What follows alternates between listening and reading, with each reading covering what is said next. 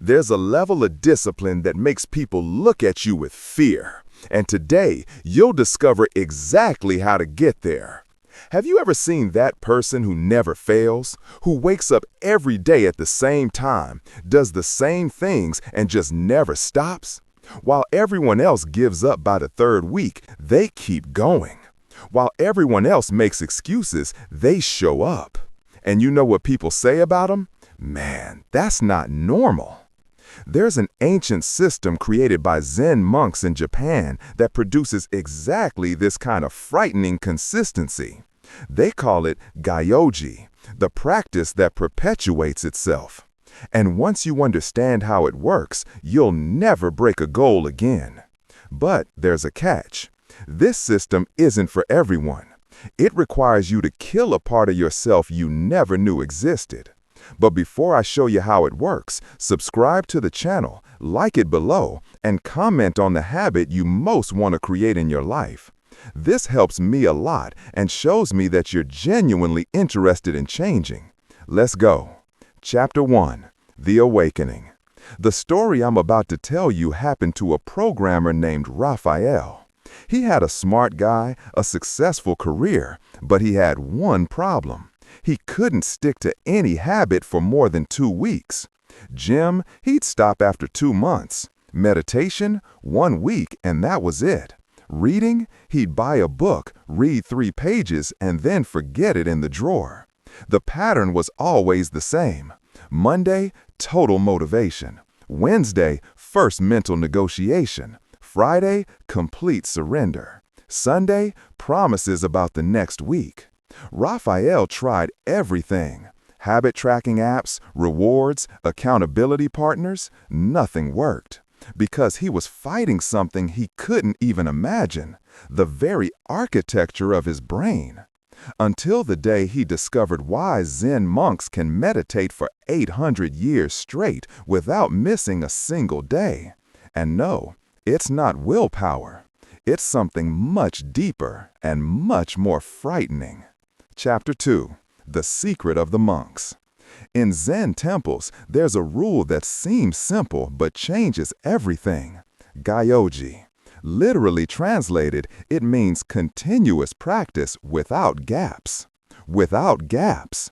Do you understand what that means?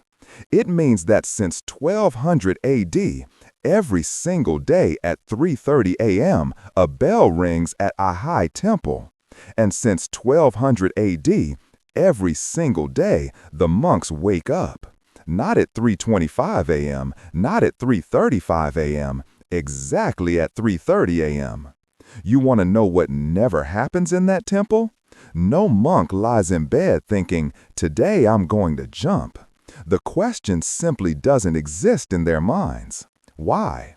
Because they understand something you don't yet. Your brain categorizes every commitment into 2 boxes, reversible or irreversible. Reversible commitments become mental negotiations. Irreversible commitments simply happen.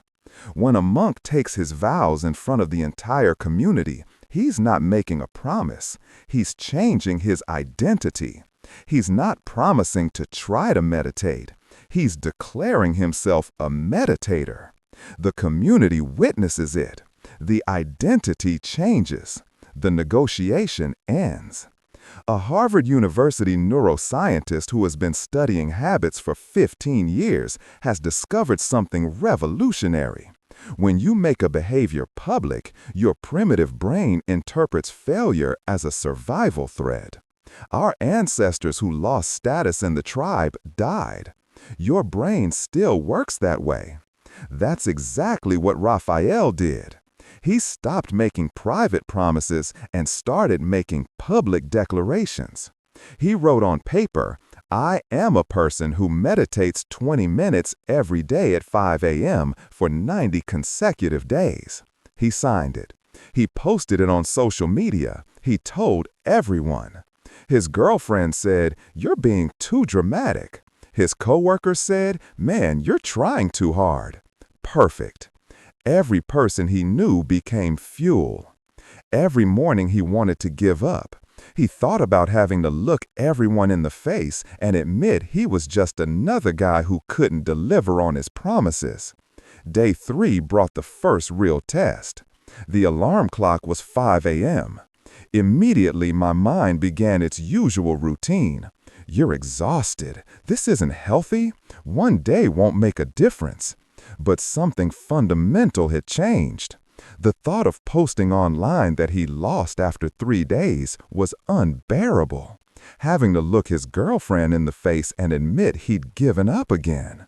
The public declaration had made giving up more painful than continuing.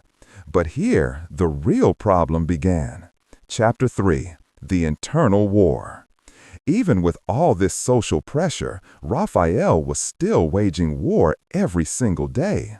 His body didn't care about his reputation. He wanted to sleep when he was tired. The public declaration ended the mental negotiation, but he still fought biology every morning. That's when he discovered the monk's second principle, non-negotiable hours. Every day, you waste mental energy on the same stupid question. When will I do this? Now or after breakfast, in the morning or at night? This decision burns up glucose in your brain that should be used for actual practice. You're wasting your fuel deciding when to drive instead of actually driving. Raphael chose 5 a.m. Not because he was a morning person who loved watching the sunrise. He chose 5 a.m. because the world was asleep. No messages, no emails, no distractions, no excuses. The time wasn't about optimization. It was about elimination. Eliminating every possible reason to do it later. The first week was hell. Your body fought against it every morning. That's normal. Your body is a machine that works with patterns, and you're forcing it to build a new pattern. It resists. In the second week, something changed. He started waking up 2 minutes before his alarm. His body had begun preparing for what now awaited him. On the 14th, the alarm rang and his feet touched the floor before his conscious mind even engaged. No thought, no decision, just movement. Here's what most people don't understand about fixed hours. It's not about finding the perfect schedule. It's about removing time as a variable. When you do something at different times every day, you're asking your brain to make a new decision every time. When the schedule is fixed, your brain can't argue with a constant. But Raphael discovered a new problem. His schedule was fixed, but he kept changing what he did during that time. Some mornings meditation felt right. Other days he read, sometimes a few push-ups. His brain had found a new negotiating point. Instead of arguing about when, he started arguing about what. 20 minutes at 5 a.m. became reliable, but the practice itself was chaos. The fixed schedule had solved half the equation, but his mind was still finding loopholes to negotiate. He'd eliminated the when, but not the what. And this is where Dodin's teaching on forms became controversial, because it requires you to do exactly the same thing every single day until your mind completely surrenders. Chapter 4, The One Way. You think variety keeps things interesting, but variety is actually where consistency dies. Every time you change what you're doing, your brain has to make micro decisions. Should I do push-ups or burpees today? Which book should I read? How long should I meditate? Every small decision is a crack where your old patterns leak back in. Raphael completely locked everything down. 20 push-ups, 10 minutes of meditation, 10 minutes of reading. Same order, same timer, same thing. His personal angle period, 90 days of identical practice. His friends called him robotic. His girlfriend said he was getting annoying. They didn't understand that annoying was exactly the point. Third week, his mind went to war. Every morning it screamed for variety. This is stupid. You're not a robot. Mix things up or you'll burn yourself out. Fourth week, something broke. Not his discipline, but his resilience. The voice of negotiation grew quieter. By week 6, he was halfway through his push-ups before he even realized he'd started. The practice was taking care of itself. This is what people don't understand about consistency. It's not about willpower lasting forever. It's about repetition until willpower is no longer needed. Your body learns the sequence like a dancer learns choreography. An MIT researcher who has studied the automatization of behaviors for 12 years explains, when you repeat an action in the same context for approximately 66 days, the basal ganglia of the brain take over. The behavior becomes